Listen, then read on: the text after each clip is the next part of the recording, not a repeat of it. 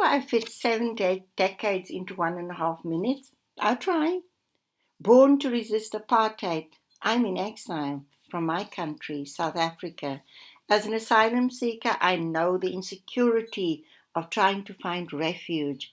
Unlike other refugee animals, the birds of the air and the animals of the seas, who are allowed in with open arms to build their nests in spaces of peace, how I have stood inside buildings built with our revenues.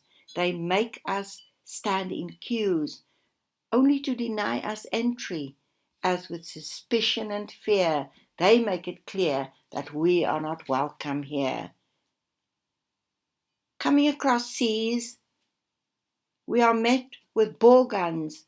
When land is at last in sight, then we realize that there's no safety without a fight.